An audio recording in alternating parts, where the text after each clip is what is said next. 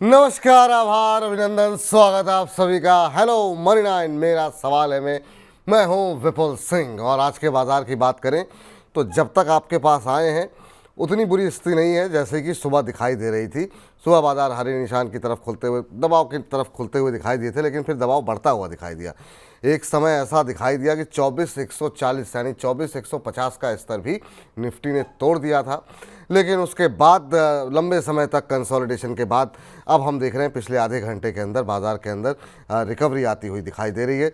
24,378 का जो हाई था, अब उससे 50 अंक की दूरी पर निफ्टी ट्रेड करता हुआ महज 10 अंकों की गिरावट अभी निफ्टी के अंदर बाकी रह गई है। और अब advance decline ratio at par दिखाई दे रहा है, लगभग बराबर। 1310 शेयर बढ़ के चल रहे हैं, 1320 शेयर गिर के चल रहे हैं। अब देखना ये होगा कि क्लोजिंग होते होते बाज़ार की दिशा किस करवट जो है वो लेती है। हालांकि शुरुआती दबाव की वजह से ही हमने आज जो थंब लगाया था कि अब ऊपरी स्तरों से फिर फिसला बाज़ार, लेकिन अब जो है वो फिसलन से बाज़ार उभरता हुआ दिखाई दे रहा है। रणनीति क्या होनी चाहिए? और आप सभी को धनतेरस की बहुत बहुत शुभकामनाएं। खूब सारा धन बरसे आप सभी के घर में और बाज़ार में जो आपका मुनाफा है वो लगातार बढ़ता हुआ दिखाई दे।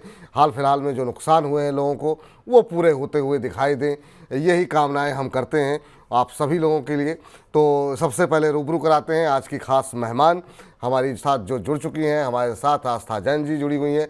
आस्था जी, पहले तो बहुत बहुत शुभकामनाएं आपको धनतेरस की, और आपको, आपके परिवार को, आपके पूरे ऑफिस को भी धनतेरस की बहुत बहुत शुभकामनाएं। और पहले तो बाज़ार पे ही आपकी राय जानना चाहेंगे। कल एक रिकवरी से थोड़ी सी ऑक्सीजन मिली लोगों को कि हाँ चलिए ठीक है, बाज़ार में रिकवरी आ रही है। आज फिर घबराहट हुई, लेकिन हाँ लोअर लेवल से रिकवरी है। ये कितनी सस्टेनेबल है, कितना भरोसा किया जा सकता है?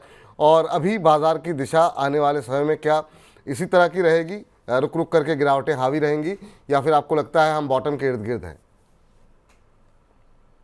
गुड आफ्टरनून विपुल जी। देखिए, सबसे पहले आपको और सभी दर्शकों को धनतेरस की हार्दिक शुभकामनाएं। अगर हम बाजार की बात करें तो आपने बिल्कुल सही बोला। जिस तरह से अभी लोअर लेवल से थोड़ी सी रिकवरी आने लगी है, मुझे लगता है ये रिकवरी अभी थोड़ा और ऊपर जाएगी। अभी निफ्टी की अगर हम चाल देखें तो तकरीबन 24,340 के आसपास निफ्टी अभी चल रही है।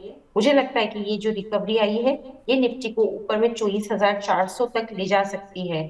तो निफ्टी की जो चाल है वो एक बार 24,400 तक भी जा सकती है, लेकिन सस्टेनेबल है कि नहीं वो क्लियर होगा जब 24,470 यानी कि मोटा मोटी माने तो 24,500 ये एक बहुत इंपॉर्टेंट रेसिस्टेंस की तरह वर्क कर रहा है। निफ्टी की अगर मैं बात करूं तो 24,500 के ऊपर अगर निफ्टी एक दो दिन टिक जाती है, उसके ऊपर क्लोज देने लगती है, तो फिर निफ्टी में जो ये रिकवरी आई है ये मानी जाएगी कि ये सस्टेनेबल है।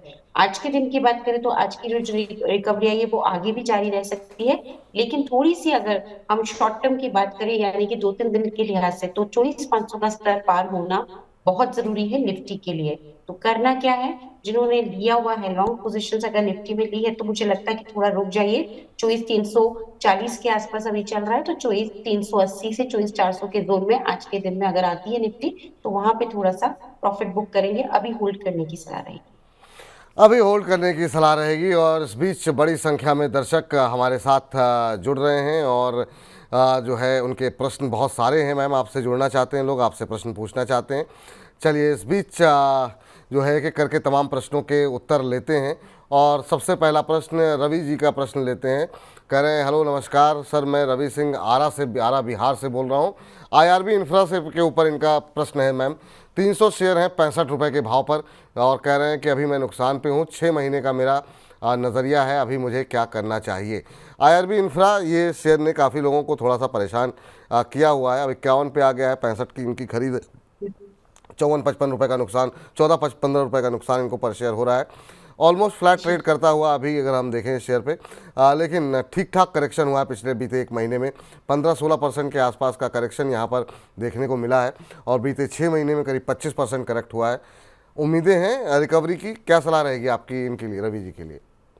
देखिए, रवि जी को सलाह है कि थोड़ा सा बिल्कुल पेशेंस रखिए। मुझे लगता है कि रिकवरी आनी चाहिए। उसके पीछे के कारण मैं बताती हूँ। अगर वीकली चार्ट्स की बात करें तो ये अब अपने मेजर सपोर्ट पे खड़ा खड़ा हुआ है, जो कि 50 वीक्स एक्सपोनेंशियल मूविंग एवरेज की मैं बात करती हूँ, तो वो आता है तकरीबन 48 के जोन में। जी। यानी कि अभी 51 चल रहा है, तो ये जो है ना सपोर्ट लेवल 48 से 50 के बीच में, ये बड़ा सपोर्ट है इस काउंटर के लिए, और ये नहीं टूटना चाहिए, ऐसी मेरी आशा है। तो मेरे हिसाब से बने रहिए सर, कोई दिक्कत नहीं है।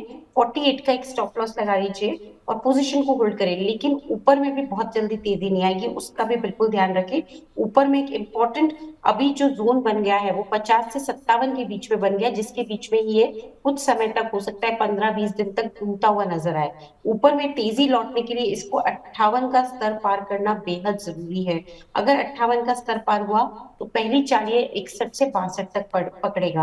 आपकी 65 पे है खरीदारी, तो कोई दिक्कत नहीं है, 6 महीने के व्यू से आराम से आप होल्ड कर सकते हैं। 47 या फिर 48 का एक स्टॉप लॉस जरूर लगा लें पोजीशन पे, और 61 का इनिशियल टारगेट है। लेकिन आने वाले दिनों में एक दायरेमंद कारोबार होगा 50 से 57 के बीच में। ठीक है, तो ये सलाह आपके लिए रवि जी निकल करके आ रही है यहाँ पर आईआरबी इंफ्रा को लेकर के। प्रियांक मिश्रा जी कह रहे हैं, हेलो विपुल जी नमस्कार। Priyank Mishra this side. जी प्रियांक जी, बहुत कैसे हैं आप? आपको धनतेरस की बहुत बहुत शुभकामनाएं। एलम्बिक लिमिटेड के इनके पास शेयर हैं और कह रहे हैं 140 पर लिए हुए हैं, क्या मुझे अभी एवरेज करना चाहिए या निकल जाना चाहिए? इनका भी नज़रिया 6 महीने का है और ये जानना चाह रहे हैं कि क्या एवरेज की सलाह रहेगी यहाँ पर। 123 रुपये के आसपास अभी चल रहा है, 16-17 रुपये पर शेयर का इनको अभी हो रहा है नुकसान। मैम यहाँ पर 200 शेयर इनके पास हैं। 6 महीने के नज़रिए के लिहाज से एवरेजिंग के चांसेस कुछ यहाँ पर दिखाई दे रहे हैं या अभी होल्ड करने की सलाह रहेगी? आपकी सलाह अभी एलम्बिक को लेकर के क्या रहेगी मैम? एलम्बिक देखिए, लिमिटेड। सबसे पहले जी। जी, सबसे पहले तो ये जानकारी देना चाहूंगी कि 8 नवंबर को इसके नतीजे आने वाले हैं। तो वो डेट जरूर नोट कर लीजिए कि 8 नवंबर को नतीजे आएंगे, और नतीजे किस तरह से आते हैं वो जरूर ध्यान में रखिएगा। अगर अच्छे आए तो और बढ़िया तेज होगा। जी। इनका जो बेसिक सवाल था कि मुझे 6 महीने के लिए होल्ड करना है, बिल्कुल होल्ड करना है, कोई दिक्कत नहीं है। एवरेज करना है तो वो अभी मत एवरेज करिए, नतीजों के बाद देखेंगे। कभी कभी क्या होता है, नतीजे आने के बाद ज्यादा क्लैरिटी आती है, तब हमें स्टॉक थोड़ा सा ऊपरी प्राइसेस पे मिल जाता है, लेकिन हमारा को कॉन्फिडेंस रहता है कि हमने एक सही जगह अपना पैसा निवेश किया है। तो नतीजों तक वेट करिए, उसके बाद हम देखते हैं।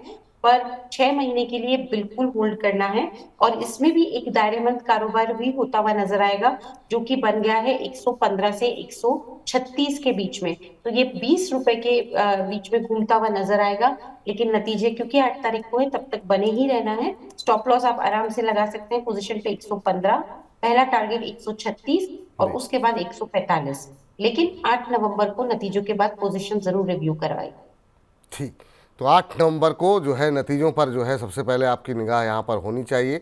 चलिए इस बीच जो है अगले दर्शक के पास चलते हैं और ये प्रश्न हमें भेजा हुआ है हमारे दर्शक विजय प्रजापति जी ने, और इन्होंने 2-3-4 शेयर भेजे हैं। एक तो आईआरएफसी है मैम, दूसरा सुजलॉन है और तीसरा आईओसी है। तो ये तीनों ऐसे शेयर हैं जिस पर कि मुझे पता है कि बहुत सारे सवाल हमारे पास नियमित रूप से आते हैं। सुजलॉन से शुरू करते हैं मैम। सुजलॉन के नतीजे कल देखने को मिले, अगर हो सके तो स्क्रीन पर एक बार के लिए दिखा दीजिए। नतीजे अच्छे रहे हैं, लेकिन नतीजों के बाद जो है यहाँ पर हमने दबाव देखा है, मुनाफा बढ़ता हुआ दिखाई दिया। देखिए ये आपकी स्क्रीन पर है। 48% कंपनी की आय बढ़ी है, 1421 से बढ़कर के 2103 करोड़ रुपए कंपनी की आय रही है। वहीं मुनाफे पर नजर डालें तो 102 करोड़ से बढ़कर के 200.60 करोड़ रुपए कंपनी का मुनाफा रहा है। 96% का इजाफा यहाँ पर देखने को मिला है। हालांकि यहाँ पर कंसर्न क्या है? कंसर्न है मार्जिन्स। कंपनी के मार्जिन्स घटते हुए दिखाई दिए हैं और वो 2% के आसपास घटे हैं। 15.8% से घट करके वो 14% पे आए हैं। वो शायद एक वजह है जिसकी वजह से हमने देखा कि यहाँ पर जो है आज शेयर में अच्छा खासा दबाव देखने को मिल रहा है। हालांकि बिट्टा फ्रंट पे 31% की बढ़ोतरी देखने को मिली है पिछले साल के मुकाबले, लेकिन शेयर में दबाव है। मैम सुजलॉन में अब क्या करना चाहिए? काफ़ी शानदार मूव दिखाने के बाद आज पिटाई यहाँ पर हो रही है। 5% शेयर का भाव नीचे आ चुका है, 67 रुपये के आसपास ट्रेड कर रहा है और कल 72 के आसपास था। अभी क्या करना चाहिए मैम सुजलॉन के अंदर? देखिए, सुजलॉन में एक तो ऑर्डर बुक बहुत स्ट्रांग है। जो करंट इनकी ऑर्डर बुक है, ये ऑल टाइम हाई की ऑर्डर बुक है, जो जी। कि तकरीबन 5.1 गीगावाट की इनकी ऑर्डर बुक है। और मुझे लगता है ऑर्डर बुक यहाँ पे बेहद शानदार है। दूसरी तरफ हम बात करें तो नतीजे मुझे अच्छे लगे। मार्जिनल डिप हम बिल्कुल कह सकते हैं कि एक मार्जिन में हमें देखने को मिला, लेकिन मुझे लगता है जो आज की गिरावट आई है, ये नतीजों की वजह से नहीं है। स्टॉक में भी काफी ज्यादा तेजी ऑलरेडी आ गई थी, तो थोड़ा सा जिसे हम कह सकते हैं कि हल्का लटका हुआ है स्टॉक, लेकिन मुझे एक बड़ी गिरावट जैसा इसमें अभी तो कोई दौर नहीं लग रहा है। तो करना क्या है, सुज़लॉन जैसे काउंटर में होल्ड रखना है स्टॉप लॉस के साथ। अब स्टॉप लॉस जो बन रहा है पोजीशन में थोड़ा सा बड़ा बनता है, लेकिन अगर इतना धैर्य रख सकते हैं तो फिर एक स्टॉप लॉस के साथ रखेंगे जो कि तकरीबन 61 के जोन में आता है। तो 61 यानी कि 10% नीचे का मैं स्टॉप लॉस दे रही हूँ। 61 के स्टॉप लॉस के साथ जिन्होंने लिया है वो तो बिल्कुल होल्ड करेंगे। मुझे लगता है कि वापस से ये तेज होना चाहिए और 80 तक के लेवल्स दिखाना चाहिए। ठीक है मैम। चलिए, तो ये बात निकल करके आ रही है सुजलॉन एनर्जी को लेकर के, और इन सब के बीच में चलते हैं, आगे बढ़ते हैं और अगले दर्शक के पास देखते हैं वहाँ पर क्या कुछ सवाल निकल के आ रहा है। पहले तो इन्हीं का सवाल कंप्लीट कर लें। एक तो आईआरएफसी पे थोड़ी सी बात कर लेते हैं। रेलवे को लेकर के अभी क्या व्यू है? बहुत लंबा समय हो गया, लंबा अरसा हो गया। आईआरएफसी पे अगर हम देखें तो 142-43 पे चल रहा है। पिछले 5-6 महीनों से ये शेयर जो है एक तरीके से ठंडा पड़ा हुआ है। कोई चांसेस हैं क्या मैम बीच बीच में? जैसे अब आरबीएनएल आज भी रिकवरी थोड़ी सी दिखा रहा है, हम देख रहे हैं 437 के आसपास, 100% ऊपर है। दबाव तो ओवरऑल बैंकिंग, माफ़ कीजिएगा, सभी रेलवे शेयरों पर है। आईआरएफसी पे क्या करें मैम? अभी क्या कैसा दिखाई दे रहा है? क्या यहाँ पर फ्रेश बाइंग की जा सकती है? जो लोग हायर लेवल पे हैं, क्या उन्हें एवरेज करना चाहिए? और ओवरऑल रेलवे पे आपके कुछ एक पसंदीदा शेयर हैं जहाँ पे आपको लगता है कि अब एवरेज करना चाहिए? देखिए, आईआरएफसी की बात करें तो ये काउंटर अभी इसमें भी दायरेमंद हमें ट्रेड होता हुआ नजर आएगा 132 से 150 के बीच में, एंड 18 पॉइंट की ये एक रेंज बन सकती है। ये देखना काफी ज्यादा जरूरी है कि ये 132 के लेवल को होल्ड कर पाता है क्या, क्योंकि अगर 132 के लेवल को होल्ड कर गया तो एक डबल बॉटम फॉर्मेशन होती है उस लेवल पे, और वो ये दर्शाती है कि यहाँ पे बॉटम बनता है लेकिन उसके नीचे ये खिसकता नहीं है। तो ये काफी इंपॉर्टेंट सपोर्ट है जो स्टॉक को ज्यादा नीचे जाने नहीं दे रहा है, तो वो क्लियर हो जाएगा। मुझे लगता है कि ये बिल्कुल कैंडिडेट अभी होल्ड करने जैसा है। नई बाइंग अभी रुक जाइए, ना करें, लेकिन लिया हुआ है तो बिल्कुल बने रहे। स्टॉप लॉस तो मैं 131 का ही देना चाहूंगी, यानी कि 132 से 1 रुपए नीचे। ऊपर में हो सकता है कि ये स्टॉक अगर वापस से अच्छी चाल पकड़ा तो 154 तक हमें जाता हुआ नजर आ सकता है। तो होल्ड करना है, नई बाइंग के लिए अभी रुकना है। मेरे हिसाब से नई बाइंग में थोड़ा सा अभी समय देना चाहिए। नई बाइंग में अभी थोड़ा समय देना चाहिए, होल्ड करने की सलाह है मैम। इसके साथ अगर आरबीएनएल भी अगर ऐड कर दें, वहाँ पर इससे कुछ बेहतर स्थिति दिखाई दे रही है क्या, या फिर आईआरएफसी जैसी स्थिति वहाँ पर भी बनती हुई दिखाई दे रही है? देखिए, आईआरएफसी ज्यादा अच्छा लग रहा है। इनफैक्ट अगर मैं दोनों के चार्ट्स को देखूं, क्योंकि वहां पे जो रिकवरी है वो अच्छी लग रही है, अच्छी आई है, ठीक। लेकिन रिकवरी हमें आरबीएनएल में भी देखने को मिली है। और मुझे लगता है ये रिकवरी आगे एक्सटेंड होगी, और जो टारगेट्स अब हम देख सकते हैं इस काउंटर पे वो 468 470 तक ये जाने की पूरी कोशिश करेगा। सो आरबीएनएल भी ठीक लगता है चार्ट्स पे। दोनों में से बेटर चार्ट आईआरएफसी का है, लेकिन खराबी आरबीएनएल में भी नहीं है। होल्ड करने की सलाह रहेगी 385 के स्टॉप लॉस के साथ। इनिशियल टारगेट इसमें पहला तो 500 के आसपास का रहेगा, लेकिन वो स्तर पार हुआ तो फिर और अच्छी तेजी आएगी इस काउंटर पे, जो इसको 515 520 तक ले जा सकती है। होल्ड करना है दोनों काउंटर।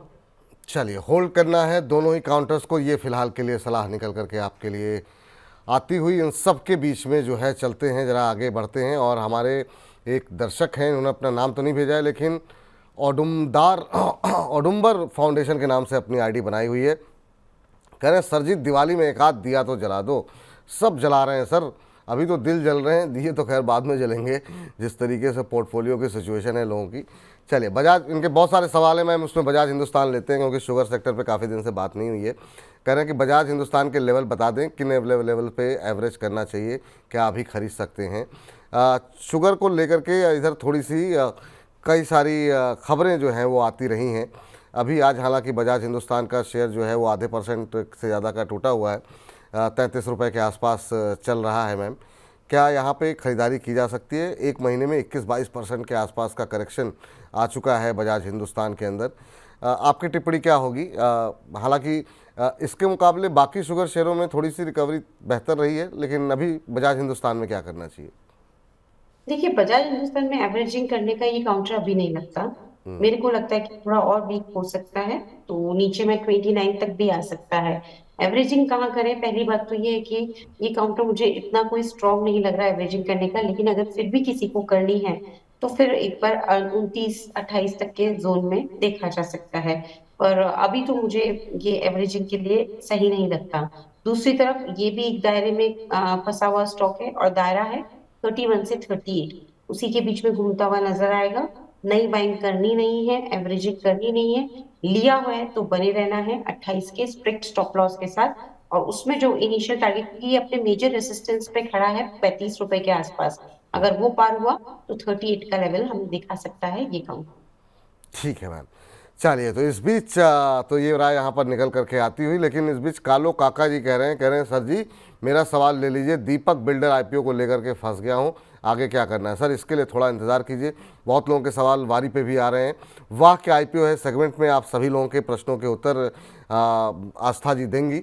और जो आईपीओ खुले हुए हैं, जिनकी अभी हाल फिलहाल में लिस्टिंग हुई है, क्या स्ट्रेटजी होनी चाहिए, इस पर हम डिटेल में बातचीत करेंगे। लेकिन अभी के लिए आप वाह क्या आईपीओ है सेगमेंट का वेट कीजिए सर, तो उसका उत्तर आपको वहाँ पर मिल जाएगा। चलिए, इस बीच जो है आगे बढ़ते हैं और अगला प्रश्न जो है अदानी पावर को लेकर के है। अदानी पावर में अभी कहाँ पे खरीदारी की जा सकती है? अदानी पावर के भी रिजल्ट आए हैं और रिजल्ट बहुत अच्छे नहीं रहे हैं, लेकिन शेयर पे हम देख रहे हैं 1.5% नीचे है। 589 का लेवल यहाँ पर देखने को मिल रहा है अदानी पावर पे, 1.5% नीचे शेयर ट्रेड करता हुआ। मैम अदानी पावर में क्या सिचुएशन दिखाई दे रही है आपको? एक महीने में करीब 10-10% के आसपास का करेक्शन देखने को मिला है यहाँ पर। क्या और ओवरऑल पावर में क्या व्यू है आपका? क्या यहाँ पर अदानी पावर में कुछ संभावनाएं दिखाई दे रही हैं आपको? देखिए, अदानी पावर की बात करें तो मेरे हिसाब से अभी ये काउंटर में रिजल्ट्स अच्छे नहीं आए। 45% का फॉल बॉटम लाइन में आया है, यानी कि नेट प्रॉफिट में डी ग्रोथ आई है। और जो मेरे हिसाब से इनकी सेल्स भी है वो बहुत मामूली सी 2 या 3% से ही बढ़ी है। तो रिजल्ट्स क्योंकि अच्छे नहीं है, स्पेशली फॉल है, डिक्लाइन है नेट प्रॉफिट ग्रोथ में, तो मुझे लगता है कि उसी वजह से मार्केट पनिश कर रहा है। अदानी पावर की बात करें तो ये स्टॉक अभी एंट्री के लिए तैयार नहीं हुआ है, इससे दूरी बनाए रखें। लेकिन अगर होल्ड किया है या पहले से रखा हुआ है तो फिर इसको कंटिन्यू किया जाना चाहिए, अभी निकले ना। और ऊपर में ये कोशिश कर सकता है एक बार 600 से 640 तक जाने की, तो वहां पे निकलने का प्रयास करें। अभी तो मैं होल्ड करने की ही सलाह दूंगी इस काउंटर को। ठीक है मैम। इस बीच हमारे एक दर्शक हैं जिन्होंने 100 रुपये भेजे हैं मनी नाइन को। जे दत्त नाम जी, जे दत्त राहुल के नाम से इन्होंने अपनी आईडी बनाई हुई है। कह रहे हैं विपुल सर आप सभी को धनतेरस और दिवाली की शुभकामनाएं, आपको भी दीपावली की बहुत बहुत शुभकामनाएं।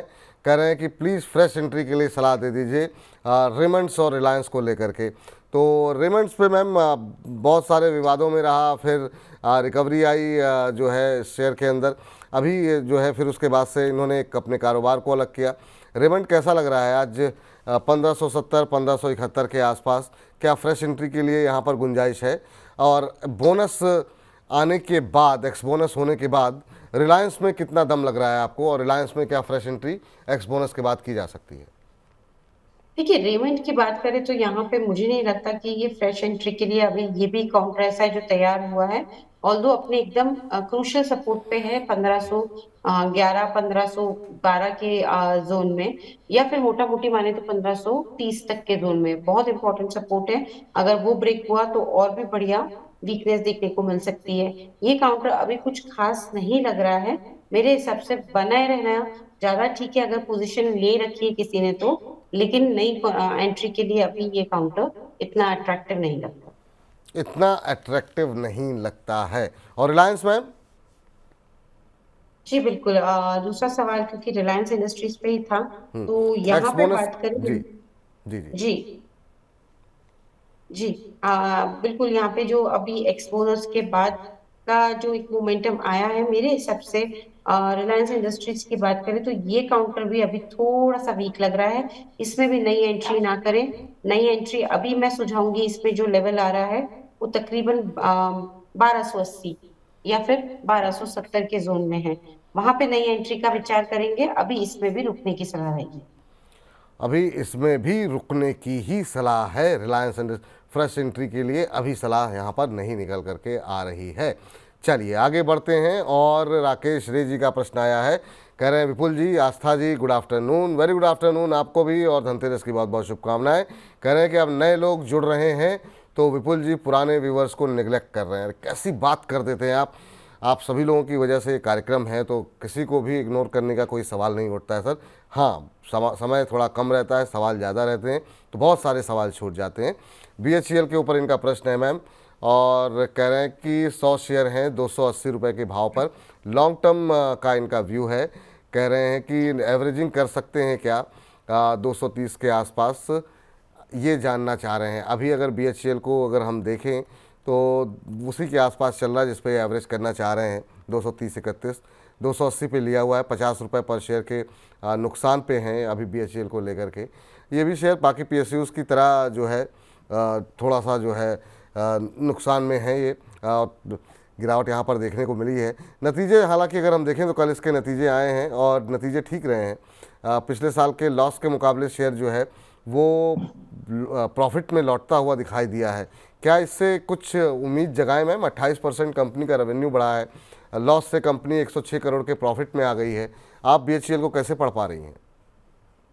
देखिए, वैसे तो अच्छा है BHEL, क्योंकि जिस तरह से नतीजे आए हैं वो ठीक लगते हैं। पर खरीदारी क्या अभी मन ना बनाए, खरीदारी का मन 200 के आसपास करके। तो 200 के जोन में आएगा तब खरीदारी नहीं करिए, तब तक होल्ड करेंगे। और स्टॉप लॉस इसमें मतलब खरीदारी के डिसीजन को होल्ड करेंगे और स्टॉप लॉस में रखेंगे 195 का। 195 के स्टॉप लॉस से अभी जिन्होंने लिया है वो होल्ड करें। नई खरीदारी वाले 200 के आजू बाजू नई खरीदारी करने का भी सोच सकते हैं। टारगेट तो अभी जो एकदम हमें इनिशियली देखने को मिलेगा वो 260 270 का रहेगा। ठीक, चलिए इस बीच चलते हैं अगले दर्शक जो हमारे साथ हैं, वो है रितेश पाटीदार जी। कह रहे हैं हैप्पी दिवाली विपुल जी और मैम, और आपको भी दीपावली की बहुत बहुत शुभकामनाएं अभी से सर।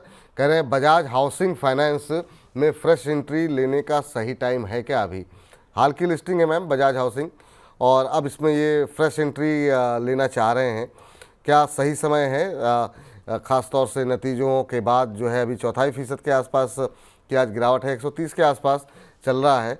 क्या अब इसमें फ्रेश एंट्री की कोई गुंजाइश दिखाई दे रही है आपको, या आपको लगता है अभी थोड़ा वेट करना चाहिए? क्या सजेशन रहेगा बजाज हाउसिंग फाइनेंस को लेकर के? देखिए, फ्रेश एंट्री की गुंजाइश अभी नहीं लग रही, क्योंकि जिस तरह के चार्ट बने हुए हैं स्टॉक और टूट सकता है। 130 के आसपास ये भी चल रहा है। उम्मीद है कि एक बार 128 125 के जोन में भी ये काउंटर आ जाए। तो फ्रेश एंट्री अभी ना करें, थोड़ा और इसमें टिप्स आए तब हम फ्रेश एंट्री के मौके ढूंढेंगे। हाल फिलहाल में फ्रेश एंट्री की राय नहीं है इस काउंटर। ठीक, चलिए इस बीच हम लोग बात कर रहे थे मैम उस पावर सेक्टर को लेकर के। इसमें अदानी पावर सुजलॉन पे बात हुई। बहुत लोगों के सवाल जो है वो निकल करके आए हुए हैं इरिडा के ऊपर, जो कि लगातार आते हैं हमारे पास, इरिडा NHPC जैसे शेयरों पे। तो थोड़ी सी एक PSU पावर पे ज़रा बात कर लेते हैं ताकि हम एक साथ कई लोगों के प्रश्नों के उत्तर दे सकें। इरिडा जो है हमने देखा 200 के नीचे ही फिसलते हुए, आज 2% ऊपर है तो 200 के ऊपर आया है, 203 के आसपास। क्या यहाँ पर पेन अभी और ज़्यादा बाकी है, और जो लोग हायर लेवल पे फंसे हुए हैं उन्हें क्या अब नुकसान बुक करना चाहिए, एवरेज करना चाहिए? क्या स्थिति यहाँ पर दिखाई दे रही है? दूसरा, NHPC पे भी लोगों की बड़ी पोजीशन बन करके बनी हुई है, लेकिन वो शेयर जो है अभी रिकवरी दिखा नहीं रहा है। लंबे समय तक पहले 90 से 100 में परेशान किया और अब 80 के नीचे फिसल गया है। क्या सलाह रहेगी इन दोनों पे आपकी? देखिए, एरिया की बात करें तो बिल्कुल यहाँ पे स्टॉक में रिस्पाइट नहीं आ रहा है। और एक इम्पोर्टेंट सपोर्ट अभी 188 के जोन में आ गया है। 188 का लेवल अगर टूट गया तो मेरे हिसाब से टूट के ये एक दो दिन सस्टेन कर गया 188 और उसके नीचे के लेवल, तो एग्जिट करना चाहिए इस काउंटर पे, क्योंकि अभी लग रही है वीकनेस। लेकिन अगर सस्टेन नहीं करता है तो एक बाउंस बैक वापस आएगा जो इसको 222 220 तक ले जाएगा। तो अभी इसमें होल्ड करें, वेट एंड वॉच करें, और जो लेवल दिए गए हैं उन्हीं हिसाब से ध्यान रखें। ठीक, और दूसरा मैम जो NHPC को लेकर के जो दुविधा है, चूँकि ये शेयर भी हम देख रहे हैं कि काफ़ी लोगों की पोर्टफोलियो का हिस्सा बना हुआ है, लेकिन ये शेयर जो है वो चलने को राजी नहीं है। जी बिल्कुल, अगर यहाँ पे NHPC की बात करें तो क्योंकि ये शेयर अभी भी वीक लग रहा है और नीचे और जाने की कोशिश कर सकता है, इसलिए इसमें अभी भी कॉन्फिडेंस नहीं आ रहा है। 72 के स्टॉप लॉस के साथ जिनके पास हैं वो होल्ड करेंगे, नई पोजीशन नहीं लेंगे। चलिए, तो नई पोजीशन अभी भी लेने की सलाह या फिर एवरेजिंग करने की सलाह अभी भी यहाँ पर नहीं बनती हुई दिखाई दे रही है। मनीष सती जी हैं और कह रहे हैं कि नमस्कार सर, मैं पिछले 2 महीने से आपके ऐप में मैसेज कर रहा हूँ और व्हाट्सएप में मैसेज कर रहा हूँ, लेकिन कोई जवाब नहीं मिला है आज तक। आज मिल जाएगा सर, अभी मिल जाएगा। कह रहे हैं जियो फाइनेंस के शेयर इन्होंने ले रखे हैं 330 पर। कह रहे हैं कि लॉस हो रहा है, अभी क्या करना चाहिए? जियो फाइनेंस के ऊपर मैम अभी क्या करना चाहिए? 322 323 के आसपास ये शेयर अभी ट्रेड कर रहा है और इन्होंने जियो फाइनेंस 330 पे ले रखा है। ज़्यादा नुकसान नहीं है, लेकिन 7-8 रुपये का नुकसान तो यहाँ पर इनको अभी होता हुआ दिखाई दे रहा है। नज़रिया हमें इनका पता नहीं है, लेकिन बहुत ज़्यादा दिक्कत वाली बात तो नहीं है मैम। नतीजे भी ऐसे नहीं थे कि मतलब ज़्यादा जो है दिक्कत हो। हाल फिलहाल में इन्होंने कई सारे एमओयू भी साइन किए हैं, जेवी की है ब्लैक रॉक के साथ, म्यूचुअल फंड कारोबार को लेकर के, इंश्योरेंस को लेकर के बातचीत चल रही है। तो अभी जो क्या कुछ आपकी अपडेट्स रहेगी? आज जो खबर है यहाँ पर कि ब्लैक रॉक के साथ जेवी जो है वो एमसी कारोबार के लिए, म्यूचुअल फंड कारोबार में उतर रहे हैं, आपकी टिप्पणी क्या होगी जियो फाइनेंस को लेकर के? देखिए, जियो फाइनेंस की बात करें तो यहाँ पे Q2 नतीजे तो ठीक थे, क्योंकि नए प्रोडक्ट लॉन्चेस भी हुए, इंटरेस्ट इनकम भी इनकी कुछ बढ़ के आई, लोन और इन्वेस्टमेंट्स की इनकम भी थोड़ा सा वहां से हुई, और ट्रेजरी गेन्स हुए। तो उनकी वजह से हमने देखा कि थोड़ा ग्रोथ आई है। कुछ इसके बिजनेस ऐसे हैं जो अभी भी, जिसे हम कहते हैं अप्रूवल, वहां वाली मतलब रोल में है, अभी तक अप्रूवल नहीं मिले हैं। तो कुछ उसमें वैसे भी बिजनेसेस हैं, अगर वहां पे अप्रूवल्स आ जाते हैं और इनका रैंप अप जो प्रोग्राम है वो प्रोग्रेस होता है, तो मुझे लगता है कि काफी बढ़िया कंपनी के लिए होगा। तो जियो फाइनेंशियल की बात करें तो अभी तो इसमें मुझे वो जो लग रहा है वो एक ये होल्ड का कैंडिडेट ही लग रहा है, स्टॉप लॉस के साथ, जो कि तकरीबन यहाँ पे पोजीशन पे आ रहा है 305 के आसपास। तो 305 के स्टॉप लॉस के साथ होल्ड करें, 335 तक के टारगेट के लिए। 335 तक के टारगेट देखने को मिल सकते हैं। और ऐसा लग रहा था बाजार अभी हरी निशान में आ जाएगा, लेकिन फिर थोड़ा थोड़ा करके नीचे की तरफ वापस जाता हुआ दिखाई दे रहा है। चलिए खैर, नज़रें हमारी बनी हुई है बाजार के ऊपर। अब फिलहाल 38 अंक नीचे निफ्टी। सोनाली जी कह रही हैं कि वेदांता पर कुछ मार्गदर्शन करेंगे क्या? बिल्कुल करेंगे मैम, और मार्गदर्शन का कार्य जो है वो जिम्मेदारी आस्था जी ने ले रखी है मार्गदर्शन के लिए। तो अभी अगर ज़रा वेदांता पे देखें, 1.25% के आसपास की गिरावट है। आपको ये भी बताना चाहिए था कि आपने शेयर में खरीदारी कर ली है या फिर आप करना चाह रही हैं, वो आपने मेंशन नहीं किया। कोई बात नहीं, 463 के आसपास चल रहा है, आज 1.25% के आसपास की गिरावट है। चूँकि इतना डाइवर्सिफाई इनका पोर्टफोलियो है मैम वेदांता का, तो बहुत लोग जो है क्लियर रणनीति नहीं बना पाते हैं कि इसको हम स्टील में रखें, जिंक में रखें, किस तरीके से इसको क्लियर कट जो है अपने पोर्टफोलियो में रखा जाए। लेकिन एक अच्छी रैली दिखाने के बाद वेदांता अब सुस्ताता हुआ दिखाई दे रहा है। एक महीने में 10% के आसपास का करेक्शन आया है। 463 के आसपास क्या सलाह रहेगी आपकी? देखिए, बिल्कुल वेदांता में सलाह तो यही है कि अभी होल्ड किया जाए, पर ये चीज जरूरी है कि 440 से लेके 490 के बीच में घूमता हुआ नजर आएगा। नई पोजीशन अभी ना लें, लिया हुआ है तो होल्ड करें 420 के स्टॉप लॉस के साथ। टारगेट रहेगा 490 और फिर 505 का। ठीक है मैम। इस बीच जो है आप फीफा के नाम से, माफ़ कीजिएगा, ये एपी खान साहब हैं, कह रहे हैं कि हेलो विपुल जी, आदाब, my name is AP Khan. आदाब आपको भी सर, और धनतेरस की बहुत बहुत शुभकामनाएं। कह रहे हैं कि मेरे पास 100 शेयर हैं आईओसी के और 150 रुपये पे लिए हुए हैं और ये जून से होल्ड कर रहे हैं। कह रहे हैं कि 1 साल का उनका नज़रिया है और ये और भी ज़्यादा ऐड कर सकते हैं। कह रहे हैं कि यहाँ पर आप सलाह दीजिए कि क्या करना चाहिए, क्या मुझे और ऐड करना चाहिए। तो आईओसी पे अगर हम नज़र डालें तो आज 3% के आसपास की गिरावट ज़रूर है शेयर के अंदर। कच्चे तेल में हालांकि गिरावट रही है, लेकिन उसके बावजूद आईओसी बीपीसीएल में आज थोड़ा सा प्रॉफिट बुकिंग थोड़ा हावी होती हुई दिखाई दे रही है। खासतौर से आईओसी के अंदर ज़्यादा गिरावट है। एचपीसीएल हरी निशान में है, ऑलमोस्ट फ्लैट। मैम ओएमसीज पे क्या व्यू रहेगा? इन्होंने ये जून से जो है वो होल्ड कर रहे हैं खान साहब 150 को लेकर के, और अभी 8 रुपये के नुकसान पे हैं और 1 साल और होल्ड कर सकते हैं। ओएमसीज पे क्या अभी पोजीशन होल्ड करनी चाहिए क्या?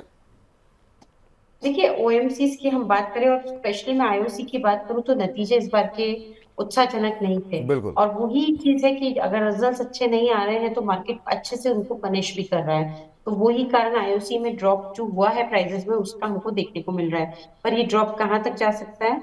मुझे लगता है एक बार 130 पैकेट थमेगा, तो 130 का एक स्टॉप लॉस लगा के पोजीशन को होल्ड करें। हो सकता है कि वहां तक या उसके आजू बाजू रहे, लेकिन 130 का एक इम्पोर्टेंट सपोर्ट है।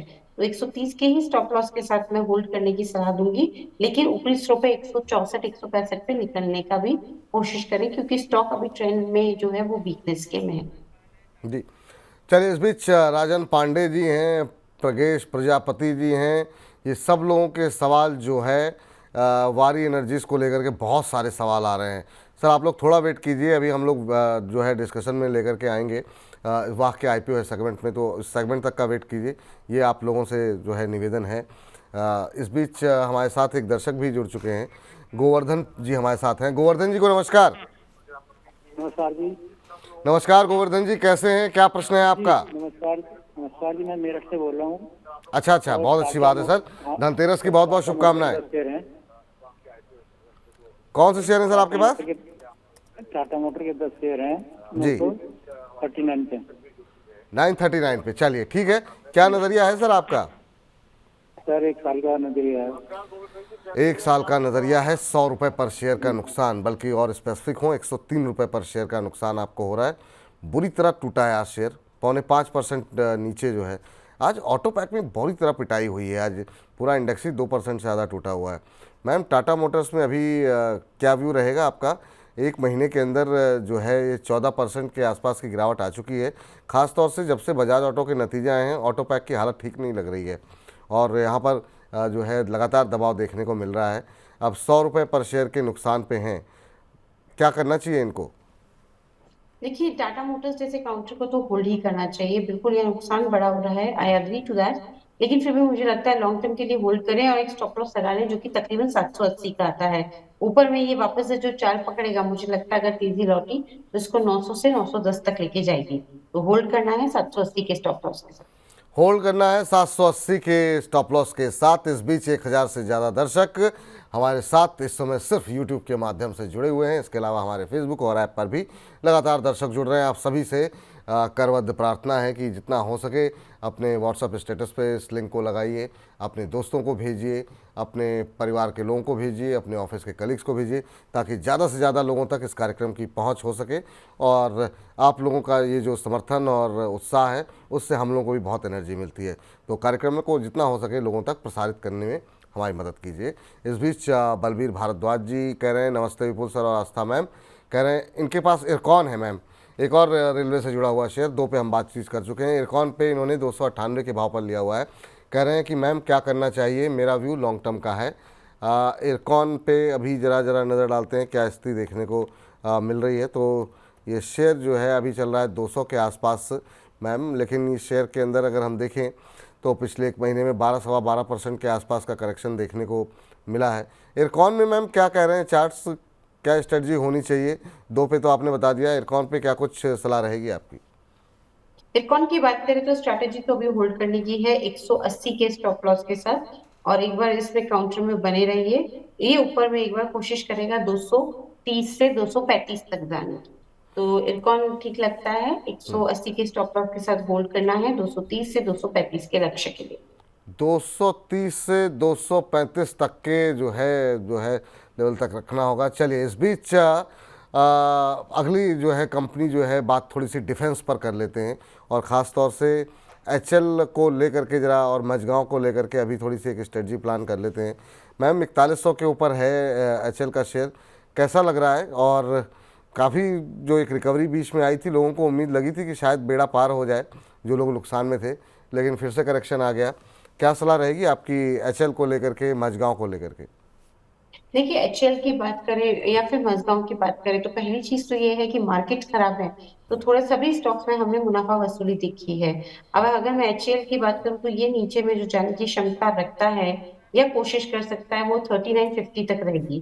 थोड़ा बड़ा लेवल आता है, लेकिन वहीं पे मेजर सपोर्ट है उसको, तो वहां तक की कोशिश एक बार इस काउंटर के द्वारा हो सकती है। फिर भी मुझे लगता है कि ये लॉन्ग टर्म में ठीक होगा, तो होल्ड करने की ही सलाह रहेगी 3900 के स्टॉप लॉस के साथ। टारगेट इसमें रखेंगे 4600 के आसपास। जी चलिए, इस बीच जो है अगले दर्शक हमारे साथ फ़ोन लाइन पे जुड़ चुके हैं, तुषार जी हैं। तुषार जी नमस्कार। नमस्कार सर। नमस्कार। कैसे हैं सर? धनतेरस की शुभकामनाएं, क्या प्रश्न है आपका? आपको भी सर, सब बढ़िया है सर। बताइए क्या सवाल है? सर ग्रेवेस कॉटन के 128 शेयर लिए हैं सर। किस रेट पर हैं सर? 190 ग्रेवेस कॉटन। हाँ, ग्रीव्स कॉटन के किस रेट पर है? 190 पे? 190 पे लिया था सर जी। अच्छा, कितने शेयर है? 128। चलिए 128 शेयर हैं 190 के भाव पर, अभी 173 चल रहा है, 17 रुपये पर शेयर के नुकसान में अभी आप यहाँ पर ग्रीव्स कॉटन के शेयर पे जो है वो चल रहे हैं। और मैम क्या सलाह रहेगी ग्रीव्स कॉटन को लेकर के? अभी जो है 17 रुपये पर शेयर का हो रहा है इनको नुकसान, और पिछले एक महीने में अगर हम देखें तो ऑलमोस्ट फ्लैट रहा है ये शेयर। हालांकि शेयर में चाल अच्छी रही है, पिछले 6 महीने में करीब 27-28% के आसपास का रिटर्न देखने को मिला है। एक रेंज में है मैम, क्या करना चाहिए? अभी होल्ड करें? जी बिल्कुल, आपने बिल्कुल सही बोला विपुल जी, एक रेंज में है और रेंज क्या बनी हुई है 160 से 200 के बीच में। और देखा जाए तो पिछले 2 हफ्तों से या 15 दिन से ये इसी दायरे में घूम रहा है, 160 डाउन साइड पे, 200 अप साइड पे। लेकिन फिर भी होल्ड किया जा सकता है इस काउंटर को, तो मैं बने रहने की ही सलाह दूंगी। स्टॉप लॉस 160 मार्क कीजिएगा, स्टॉप लॉस 154 का रहेगा। तो 154 के स्टॉप लॉस के साथ अभी तो होल्ड करेंगे। टारगेट हवा हमको जो इस काउंटर में देखने को मिलेगा वो तकरीबन यहाँ पे अगर तेजी वापस लौटी तो 192 और फिर 199 की रहेगी। 192 199 के स्तर की बात हो रही है यहाँ पर। और इस बीच ध्रुव पाठक जी हैं, कह रहे हैं good afternoon, very good afternoon sir. कह रहे हैं हैप्पी धनतेरस, आपको भी धनतेरस की बहुत बहुत शुभकामनाएं। कह रहे हैं माता जी की कृपा आप और मार्केट पर बनी रहे। बिल्कुल सही कह रहे हैं सर, मार्केट पर कृपा जो है इस समय बहुत ज़रूरी है। जिस तरीके से कृपा कहाँ अटकी हुई है समझ में नहीं आ रहा है, ये एफ के पास अटकी हुई है शायद। जोमेटो के शेयर इनके पास है 2000 और 150 रुपये के भाव पर इन्होंने जोमेटो को ख़रीद के रखा हुआ है। और अभी जोमेटो का जो भाव है वो 250 के आसपास का है, तो प्रॉफिट में 100 रुपये पर शेयर के हैं मैम यहाँ पर ये। लेकिन जो भाव इन्होंने पहले देखे हैं उससे नीचे आ गया है, 300 के आसपास से फिसल के अब 250 आ गया है, 150 पे लिए हुए हैं। तो पोर्टफोलियो में मुनाफा कम हुआ है लेकिन मुनाफे में अच्छे खासे बने हुए हैं। क्या सलाह रहेगी? काफ़ी लंबे समय से होल्ड कर रहे हैं मैम इसे। देखिए वैसे तो थोड़ा वीक हो रहा है ये काउंटर। इनफैक्ट आज तो एक न्यूज भी थी विपुल जी की, स्विगी का आईपीओ आने वाला है 6 से 8 नवंबर के बीच में। बिल्कुल। तो ये क्या है, जियोपॉली मार्केट है, दो ही प्लेयर्स हैं, स्विगी और जोमेटो। तो देखा जाए तो बिल्कुल अगर स्विगी से रिलेटेड कोई भी न्यूज आती है तो उसका रिपल इफेक्ट हमें जोमेटो पे देखने को मिलता ही है। लेकिन चार्ट्स की पोजीशन अभी ये बता रही है कि थोड़ा वीक होंगे ये काउंटर। तो 150 पे खरीदा है तो थोड़ी मुनाफा वसूली कर सकते हैं। और जो वीकनेस है उसके हिसाब से अभी वेट एंड वॉच भी करना है, नहीं खरीदारी करने से पहले स्टॉप लॉस 220 का लगाना रहेगा। तो 220 के स्टॉप लॉस के साथ अपनी पोजीशन में कंटिन्यू करें 270 से लेके 285 के टारगेट्स के लिए। ठीक, चलिए इस बीच जो है सोनी कुमारी जी कह रही हैं हेलो विपुल सर, कैसे हैं आप? बहुत अच्छे हैं मैम। कह रही प्लीज़ आज मेरा क्वेश्चन ले लीजिए, बहुत दिनों से पूछ रही हूँ। बिल्कुल मैम, लेकिन आपने जो प्रश्न पूछा है सुजलॉन पर उस पर हम चर्चा कर चुके हैं। गेल ले लेते हैं आपका सवाल, 130 पे लिया हुआ है, कह रहे हैं कि अभी लॉस में हूँ, लॉन्ग टर्म व्यू है। तो सुजलॉन के लिए आप एक बार दोबारा प्रोग्राम देखेंगी तो आपको उत्तर मिल जाएगा। गेल पे ज़रा हम बात कर लेते हैं, अभी 202 के आसपास चल रहा है और आपने जो ख़रीदा हुआ है वो 130 पे लिया हुआ है। तो गेल में आप प्रॉफिट में है मैम। कब लिया था आपने? मैम क्या सलाह रहेगी गेल को लेकर के? ये आप कह रही लॉस में किस में है आप? मैम क्या सलाह रहेगी गेल को लेकर के? अभी क्या करना चाहिए? देखिए गेल की बात करें तो ये काउंटर तो अभी थोड़ा वीक ही लग रहा है। मुझे लगता है ये थोड़ी और डाउनसाइड दिखा सकता है। और इसमें मुनाफा वसूली चाहे तो कर भी सकते हैं क्योंकि वीकनेस लग रही है, इसलिए प्योर ऑन दैट बेसिस में इनको मुनाफा वसूली करने की सलाह दूंगी। एक इम्पोर्टेंट रेजिस्टेंस जो इसको बार बार देखने को मिलेगा वो 187 के लेवल पे है। तो 187 के ही स्टॉप लॉस के साथ अगर चाहे तो पोजीशन को होल्ड भी कर सकते हैं। और क्योंकि यहाँ पे मुनाफा है इनको, तो मैं तो मुनाफा वसूल करने का भी कुछ एक क्वांटिटी में यानी कि पार्शियली मुनाफा वसूल करने की भी सलाह दूंगी। ठीक है मैम। इस बीच राहुल अग्रवाल जी कह रहे हैं कि big fan of Vipul sir and Aastha ma'am. Thank you Rahul ji, बहुत बहुत धन्यवाद आपका। कह रहे हैं हैप्पी धनतेरस फ्रॉम सिंगापुर। तो सिंगापुर से धनतेरस की शुभकामनाएं आपको मिल रही हैं। बहुत बहुत धन्यवाद आपको भी। सिंगापुर में आप धनतेरस अच्छे से मनाइए और आपके घर में धन भर से, यही हमारी कामना है। KPI ग्रीन पर इनका प्रश्न है, 803 के भाव पर इन्होंने खरीदे हुए हैं और कह रहे हैं शुड आई होल्ड और बुक लॉस और average, I am a long term investor. तो लंबी अवधि के निवेशक हैं, जानना चाह रहे हैं अभी जो है लॉस बुक करें, एवरेज करें या क्या करें। लंबी अवधि का नज़रिए के साथ ये अभी बने हुए हैं। तो KPI ग्रीन पे अगर हम देखें 729 के आसपास का भाव, आज 3% के आसपास की गिरावट यहाँ पर देखने को मिल रही है और इन्होंने 803 पर लिया हुआ है। तो ठीक ठाक मैम लॉस हो रहा है इनको यहाँ पर। और अभी अगर देखें तो एक महीने में 15-16% के आसपास का करेक्शन आ चुका है। पिछले 6 महीने में करीब करीब 24% के आसपास करेक्ट हो चुका है शेयर। और ये शेयर करीब करीब 1000-1100 से करेक्शन आया था मैम इसमें, अब 750 आ गया है। क्या करना चाहिए? इनकी खरीद जो है वो करीब 800 के आसपास की है। देखिए, यहाँ पे इन्होंने समय सीमा 6 महीने बताई है विपुल जी, तो 6 महीने की समय सीमा में तो बिल्कुल मैं बने रहने का ही सलाह दूंगी एक स्टॉप लॉस के साथ, जो कि तकरीबन 580 के जोन में आया है। तो 580 के स्टॉप लॉस के साथ होल्ड करने की सलाह रहेगी इस काउंटर को। इनिशियल टारगेट तो अभी हम इसमें जो बना सकते हैं वो 840 से 900 का रहेगा। चलिए चलिए एक सवाल और लेते हैं, फटाफट बजिंग स्टॉक्स का रुख करेंगे। नितिन यादव जी हैं, कह रहे हैं कि अदानी विल्मर के ऊपर इनका प्रश्न है। कह रहे हैं कि मेरे पास अदानी विल्मर के शेयर हैं, 105 शेयर हैं, 650 पे इन्होंने लिए हुए हैं। कह रहे हैं क्या करें, अभी होल्ड कर सकता हूं? प्लीज़ सर जी कृपा करें, बहुत दिन से फंसा हुआ हूं। तो काफ़ी दिन से फंसे हुए हैं मैम ये अदानी विल्मर को लेकर के, और अभी ये ठीक ठाक लॉस में यहाँ पर हैं। अभी देखें तो 332 पे इन्होंने ख़रीदा हुआ है और 332 का भाव है, 650 पे ले रखा है। सर कोई स्टॉप लॉस नहीं, कुछ नहीं, आधा हो गया आपका शेयर। तो कब लिए थे आपने? अब ये भी हमें जानकारी नहीं है मैम, मुझे पता नहीं इन्होंने कब लिए थे अदानी विल्मर के शेयर, और 650 का भाव बता रहे हैं। आपको दिख रहा है ये भाव? क्या सलाह रहेगी इनके लिए? देखिए, 650 का जो ये भाव की बात कर रहे हैं ना, ये जो टाइम था, ये मेरे हिसाब से ये आया था 2022 के आसपास लिया था 2022। जी, जी 2022 जी जी। जी बिल्कुल, वही मैं बता रही थी, 2022 के आसपास इन्होंने लिया है। बहुत लंबा होल्ड किया है, और अभी इतना लंबा होल्ड किया है तो बने रहिए सर। लेकिन मैं एक ही चीज बोलती हूँ, अगर ये एक इम्पोर्टेंट सपोर्ट अप टू 85 का आ रहा है, इसको 285 का लेवल तोड़ दे तो एग्जिट ही करिएगा, क्योंकि ये फिर 52 वीक लो पे आता है, और वहां से अगर स्टॉक टच करता है तो फिर और ज्यादा गिरावट दिखाने की संभावना रहती है। तो अभी तो होल्ड कर लीजिए 285 के स्टॉप लॉस के साथ, लेकिन अगर वो लेवल दिखता है तो एक बार ट्रिगर जरूर करा लीजिएगा।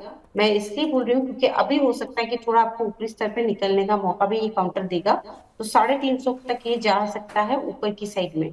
तो चाहे तो वहां पे भी आप एग्जिट कर सकते हैं। तो अभी तो होल्ड ही करना है स्ट्रिक्ट स्टॉप लॉस के साथ, जो कि मैं आपको सुझा रही हूँ 285 के लेवल पे।